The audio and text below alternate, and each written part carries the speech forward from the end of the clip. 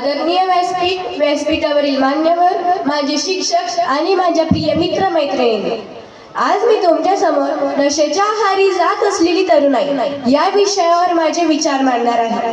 मित्रांनो, नशा म्हणजे फक्त सिगरेट, दारू, तंबाखू, गुटखा, ड्रग्स हे नाही, तर आजकालची नशा खूप बदलली आहे. आजकालची नशा आहे मोबाईलची नशा, इंटरनेटची नशा, सोशल मीडियाची नशा आणि गेमिंगची नशा.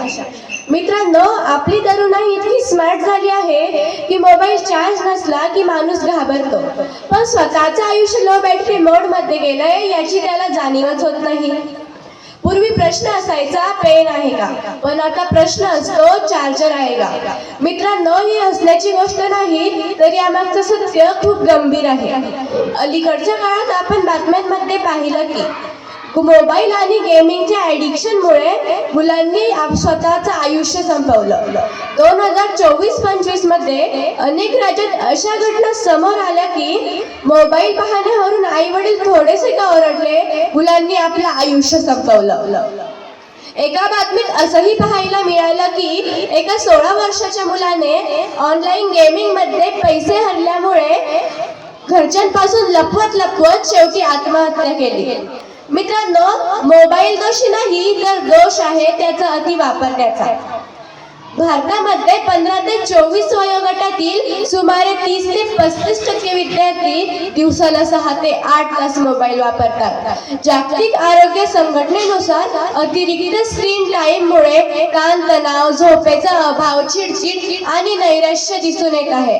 आणि मित्रांनो, ही सर्व लक्षणे म्हणजे नशेची सुरुवात. ड्रग्स आणि सिगरेट अजूनही मोठा धोका आहे. डिजिटल नशेबरोबरच ड्रग्स, सिगरेट यांचा विळखा देखील वाढतो आहे. अलीकडच्या काळात आपण बातम्यांमध्ये वाचलं की एका मोठ्या शहरामध्ये पोलिसांनी कोट्यवधी रुपयांचे ड्रग्स जप्त केले. आणि त्या धक्कादायक गोष्ट म्हणजे काय, त्यात कॉलेजमधले विद्यार्थी आणि तरुण सहभागी होते. भारतामध्ये दरवर्षी 8 लाखाहूनही जास्त लोक तंबाखूमुळे मृत्युमुखी पडतात. मित्रांनो, सिगरेट ओढणारा एकटाच मरत नाही, तर त्याचं भविष्य, त्याची स्वप्न आणि त्याचं कुटुंबही हळूहळू मरत जातात.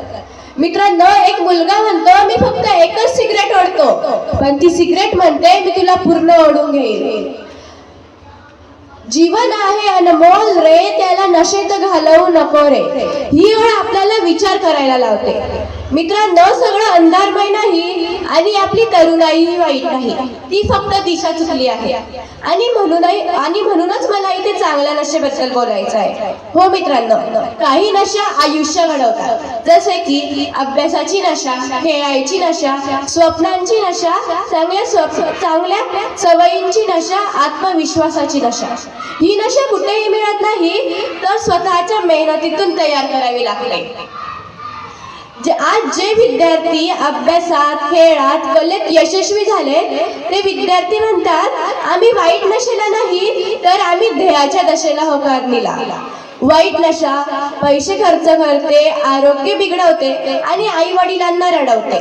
चांगली नशा पैसे वाचवते, नाव कमावते आणि आई वडिलांच्या डोळ्यात आनंद आणते. मित्रांनो, मोबाईल वापरावा पण मर्यादित. मोबाईल वापरा पण मर्यादित. मोबाईल हा आपला शत्रू नाही, पण तो आपला मालकही बनू नये. मोबाईल आपल्या हातात असावं, आपण मोबाईलच्या हातात नसावं. उठा उठा हो तरुणांनो, चला नवं भविष्य घडवायला चला. मित्रांनो, चला तर मग वाईट नशेला ठामपणे नकार आणि चांगल्या नशेला मनापासून स्वीकार करूया.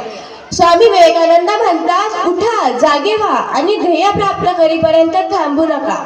मित्रांनो, जागा झालेला माणूस कधीही नशेच्या गुलामगिरीत अडकत नाही आणि ज्याच्या आयुष्यात ध्येय असतं त्याच्या आयुष्यात कधीही व्यसनाला जागा नसते. छत्रपती शिवाजी महाराजांच्या स्वराज्यात नशेला अजिबात स्थान नव्हते, कारण त्यांना माहित होते की व्यसनाधीन माणूस कधीही राष्ट्र घडवू शकत नाही आणि व्यसनाधीन माणूस कधीही युद्ध जिंकू शकत नाही. म्हणून महाराजांनी शिस्त, संयम आणि स्वसंयम यांना सर्वोच्च स्थान दिले. आज प्रत्येक तरुणाने स्वतःला एकच प्रश्न विचारला पाहिजे, तो म्हणजे त्याला नशेत हरवायचं आहे का इतिहासात घडायचं आहे. मित्रांनो, हे लक्षात ठेवा, तरुणाई नशेसाठी नाही तर राष्ट्र निर्माणासाठी आहे. चला तर मग आज इथेच एक संकल्प करूया, वाईट नशेला नाही आणि आयुष्याला होकार देऊया. वाईट नशेला नाही म्हणूया आणि आयुष्याला होकार देऊया.